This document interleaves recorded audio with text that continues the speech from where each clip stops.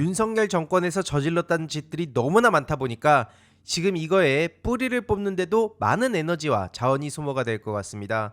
일단 대통령실의 알박기 인사 논란, 대통령실뿐만 아니라 각종 공공기관이라든지 산하단체라든지 이런 데도 엄청나게 많이 알박기하고 튀지 않았습니까? 일단 제일 중요한 건 대통령실이기 때문에 이에 대해서 지금 별정직들 직권면직 절차에 착수했다는 소식이 전해졌습니다. 한마디로 아직까지도 윤석열 정부 때 임명이 됐던 별정직 공무원들이 사직원을 제출하지 않았다 그래요. 혹은 사직 의사를 밝히지도 않았다고 합니다.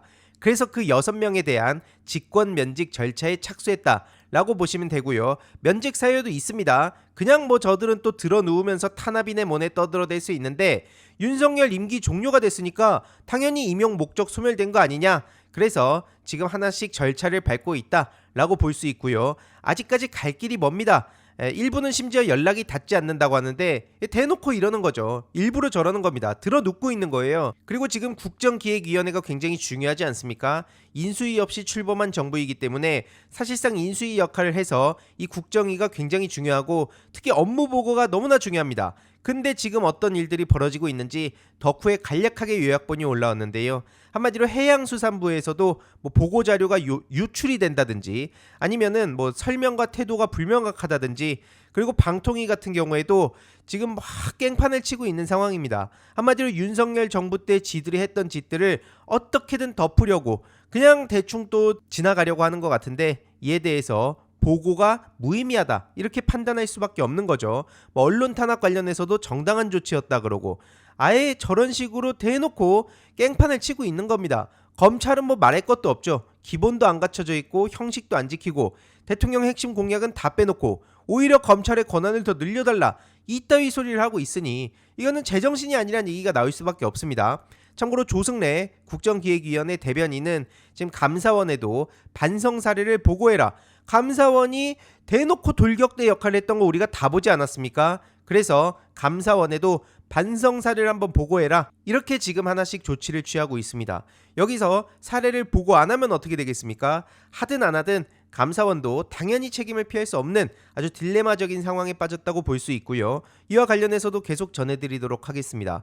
그리고 이제 김민석 총리 후보에 대해서 국진당이 어떤 식으로 공격하는지 앞선 이유들 때문에라도 저들은 그냥 대놓고 똑같이 들어눕고 있는 거나 마찬가지입니다.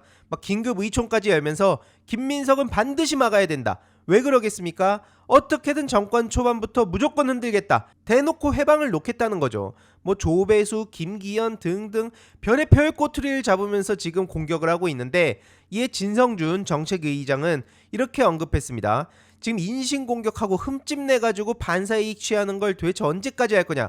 청문회의 원래 취지가 그런 게 아닌데 지금 뭐더라는 거냐. 이렇게 비판했고요. 특히 대표적으로 김민석 청문회로 시작했는데 갑자기 주진우 청문회가 돼버린 그 이유가 바로 주진우의 입에서부터 시작이 됐다는 거죠. 이런 식으로 어떻게든 꼬투리 잡으면서 막 걸고 넘어지려 하는데 오히려 되치기를 당합니다. 강두구 의원도 검사 17년, 변호사 2년 반, 법률비서관 1년 반 만에 어떻게 70억대 재산을 만드냐. 본인의 재산 형성 과정부터 제대로 낱낱이 밝혀봐라. 그리고 주진우의 아버지 그 인간에 대해서도 반드시 우리가 잊어서 안 된다는 얘기가 나오고 있습니다. 박선원 의원이 과거 주진우 아버지 주대경이 어떤 짓을 저질렀었는지 지금 공유를 했는데요. 한마디로 저런 식으로 우리 국민들을 우습게 알고 우롱하던 인간들이 내내 출세를 하다 보니까 여전히 뭐가 문제인지 세상이 달라졌는데도 여전히 고개 빳빳이 들고 오히려 계속해서 가해자가 피해자들을 탄압하는 모습이 보여지고 있는 거 아닙니까? 이런 이에 대해서도 주진우 70억부터 공개해라. 저런 인간이 국회의원이라는 것 자체가 부끄러운 일이다. 공안검사 3대 부자를 검증해야지. 어쩌면 친일파보다 더 잘 나가는 것 같다. 이런 반응들까지 왜 나오고 있겠습니까? 아무튼 더 어이가 없는 건 뭐냐면 바로 검찰인데요. 바로 그냥 김민석 후보에 대해서 형사 1부에 배당을 했다고 합니다. 이러니 한준호 의원도 아니 프로 고발러가 고발을 하고 검찰이 탈탈 터는 거 세상이 변했는데 아직도 그 버릇 못 고쳤냐. 같은 잣대를 국힘에 똑같이 적용하겠다. 이렇게 얘기를 하고 있는 겁니다. 국진당 정치인들의 재산 형성 과정 한번 똑같이 보자니까요. 그러면 찍소리도 못하는 것들이 맨날 저런 식으로 어떻게든 흠집 내고 수십억, 수백억, 수천억을 갖고 있는 건 아무 문제가 안 되는 겁니까? 정당한 방법으로 돈을 벌고 세금을 똑바로 냈다면 문제 제기를 안 하죠. 근데 뭔가 구린 구석이 있어서인지 이런 게 다 불투명하잖아요. 그래서 그걸 좀 보자고 하는데 쌩 난리를 치고 있습니다. 그리고 검찰도 어이가 없는 게 바로 이거죠. 김건희에 대해선 아주 찍소리도 못하고 알아서 그냥 갖다 바쳤던 인간들이 누굽니까? 바로 본인들입니다. 검찰이 지금 조사를 한 건지 아니면 김건희한테 조사를 받으러 간 건지 황제 조사란 얘기가 왜 나왔었습니까? 하지만 검찰이 어떤 식으로 김건희를 봐줬었는지가 지금 다 드러나고 있죠. 지금 검찰이 저런 식으로 움직인다고 해서 검찰을 신뢰하는 시민들은 없습니다. 지금 김건희 특검이 핵심이고요. 그리고 백혜룡 경정, 이분도 진짜 얼마나 많은 공격과 탄압을 받아왔습니까? 경찰 내부망에 비판 글을 올렸는데 진짜 도대체 이 험난한 세월을 어떻게 견뎠나 싶습니다. 이호영 경찰청장 직무대행, 박현수 서울경찰청장 직무대리, 김병찬 국가수사본부장 직무대리, 이 세 명에 대해서도 절대로 잊어서는 안 된다. 이 땡약 사건을 덮기 위해서 저들이 어떤 짓을 저질렀는지, 심지어 지금 백희룡 팀으로 불리던 수사팀 5명 전원을 합동수사팀에 포함을 시켰다는 건데, 보시다시피 검찰, 경찰, 국세청, 금융정보분석원 이 20여 명 규모의 백희룡 팀을 그대로 넣었다고 합니다. 이거는 경찰청장이 당시 팀원 5명한테 의사를 묻지도 않고 그냥 발령을 내렸다는 거고요. 경찰 최고지휘부에서 경찰의 자존심을 스스로 내려놓은 거다. 그리고 백혜룡 경정에 대해서 피의사실 공표죄나 공무상 비밀누설죄로 엮어볼 의도가 있는 거 아니겠냐, 지금 이렇게 비판을 했고요. 당연히 경찰 내부에서도 비판의 목소리가 나오고 있습니다.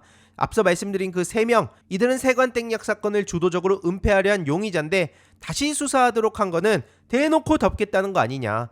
그리고 또 다른 경찰관도 검찰이 범죄를 덮고 적당한 선에서 꼬리 자르려고 할 텐데 걱정이 된다, 이런 반응을 보이고 있습니다.